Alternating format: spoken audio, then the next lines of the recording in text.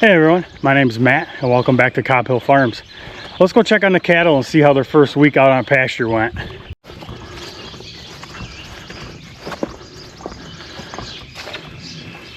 Right now it looks like there being a bunch of lazy bums laying in the barn. It's been a pretty productive week here on the farm. We've gotten a lot of odd jobs done, but I wanted to come out this morning and see how the pasture looks where the cattle have been. It's been, I don't know, 5 days or so since we let them out, and things really look pretty good. You know, they've eaten it down quite a bit, but there's still a lot of forage left here for them. So they're definitely going to remain on this for a while. So one thing I do here is I got to go over and check the fence line. I hear a snapping, and I got to investigate and figure out what's going on there.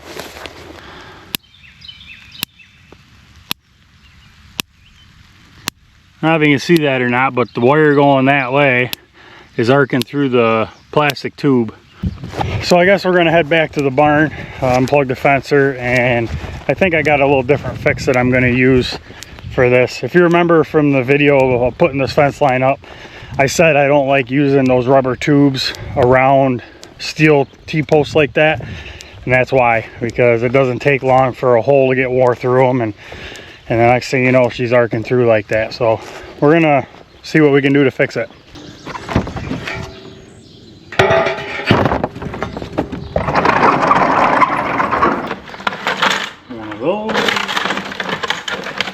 One of those, and I need those.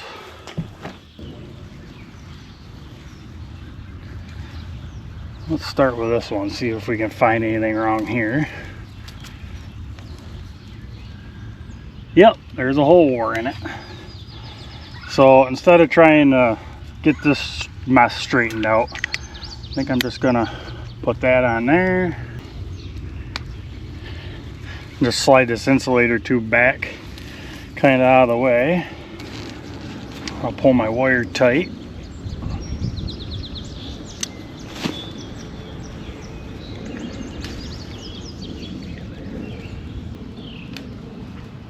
There, that one's fixed. Now we'll see what we can figure out with this one.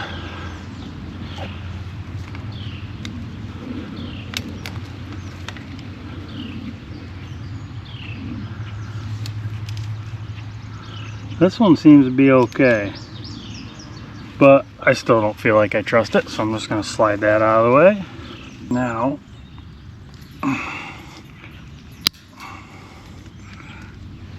there.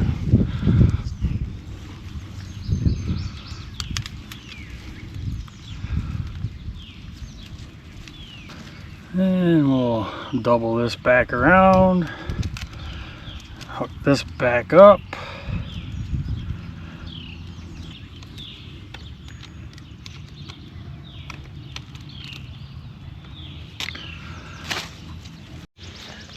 Well, let's see if it loosened this up at all. Nope, that's perfect. So one of the jobs I did earlier this week didn't take very long, was I put the bush hog on the New Holland. I came out and mowed this grassy area. Right there's the fence we just fixed. I want to fence this area in and give a little bit more for the cattle to graze. So that's a job I don't figure will take very long. So one of these days I'll get around to it. We got Grandpa's log splitter all covered up and put away for the summertime out here where I usually put it. So that was another job that we got finished up. And the last thing I like to do after every time I fix a fence is make sure she's good and hot.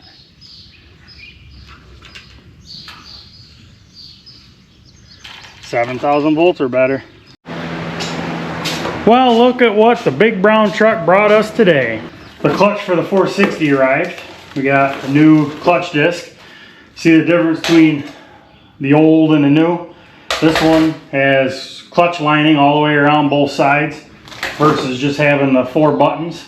So this flywheel's got a little bit of a story behind it. When I took it to the machine shop, the clutch disc surface needed to be turned. He had to take 30 thousandths off of it.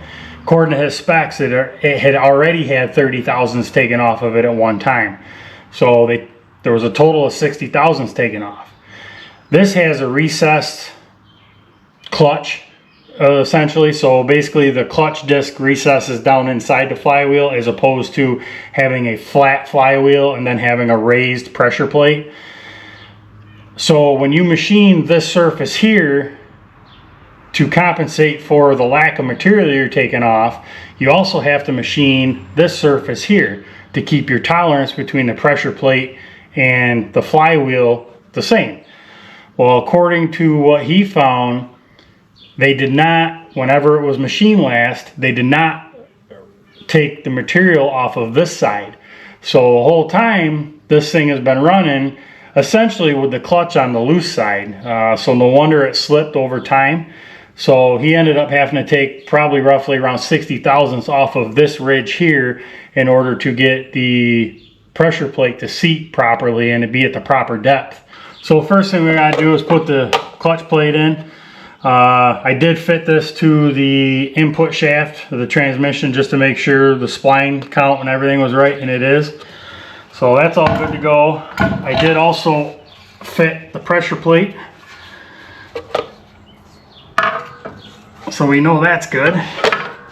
So I'm just gonna kind of get everything here and then get a bolt started to help kind of hold everything, or a couple bolts I should say.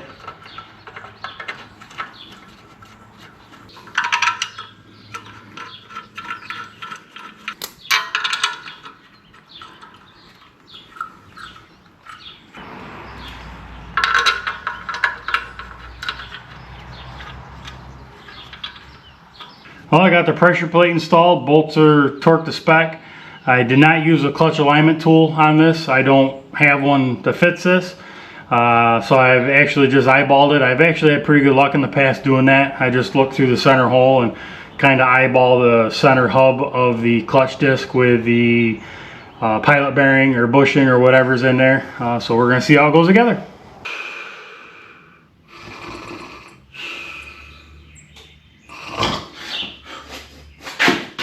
Holy cow, how'd that happen so fast? All joking aside, actually this went together pretty well. The only thing that fought me was the front wheels obviously wanting to pivot. The rear engine stand being on pivoting casters as well. It kind of got dog tracked on me a little bit, so I had to go back and forth with it 2 or 3 times in order to get it straight again. But once I did, it pretty well went together. The only thing, you know, typical, you have to turn the engine over to get the splines to line up from the input shaft of the transmission to the pressure plate and clutch disc. But other than that, it went together pretty well. So the only thing I got left is some of the wiring, plumbing, exhaust, you know, all the little stuff. So the next time you see this, it'll be driving out that door.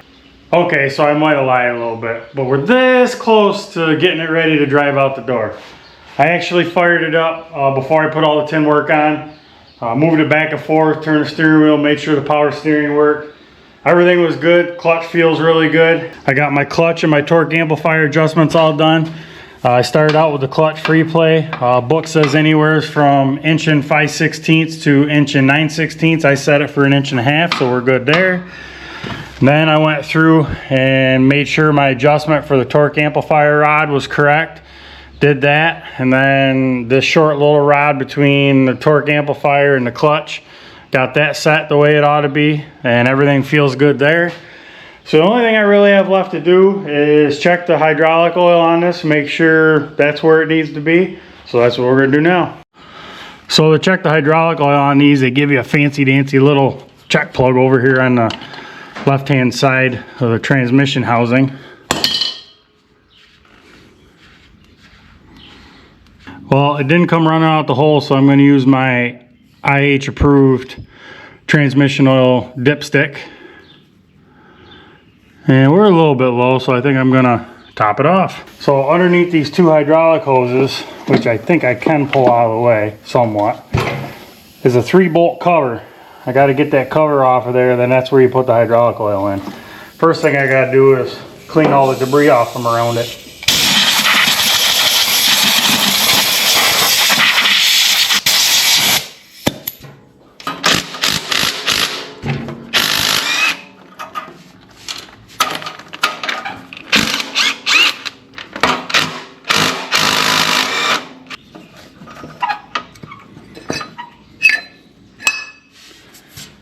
See if I can do this without making a big old mess.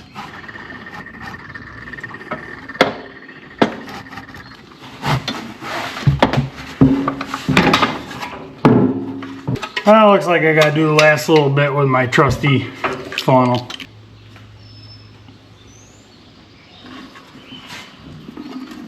Well, let's check our oil level again. Pretty close. We're gonna call that good for now. I'm actually out of hydraulic oil, so I'll have to get a little bit more and put in it, but it's not too awful low.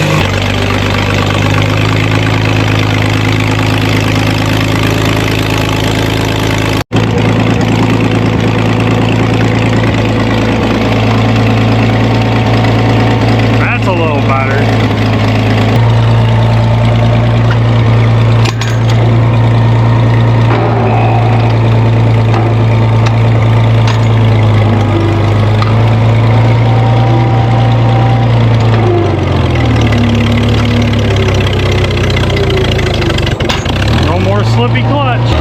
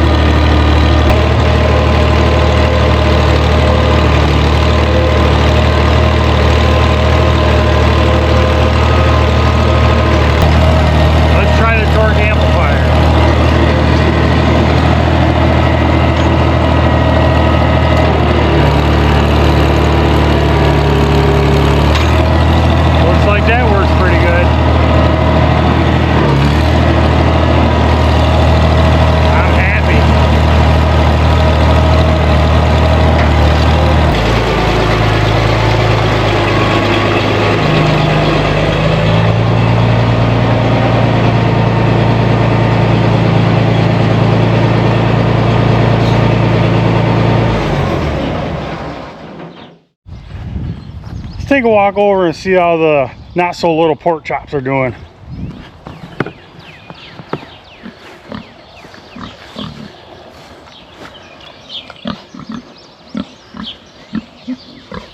Well, that one looks empty. And so does that one. So I guess we'll go get them a little feed.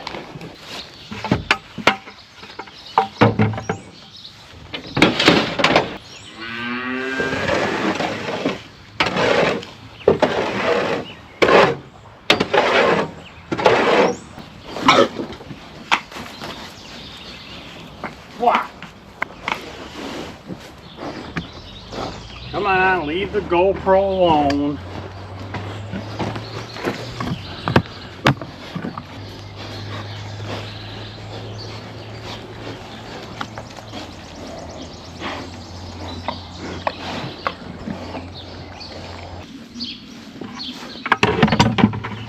I'm really glad to have that 460 done. That was really a quick turnaround. I think it was about 8 days from the time I started working on it till just putting it in the barn. Most of that was waiting on the clutch to show up. So the tractor's ready for hay season. I got one little thing I got to finish up with the hay bind. That'll be ready. The tedder and the rake, they're ready to go. The square baler, I just got to go through that. From what I remember, that was pretty well ready to go when I put it away last fall. I usually try to put everything away to where it's ready to go, hook on it and go, or very minimal work. So the 460 clutch was kind of something that jumped up on me, but again, we got a quick turnaround on it. So hope you enjoyed the video. If you did, give it a thumbs up. If you like our channel, we ask you to subscribe. We hope you have a great day. We'll see you next time.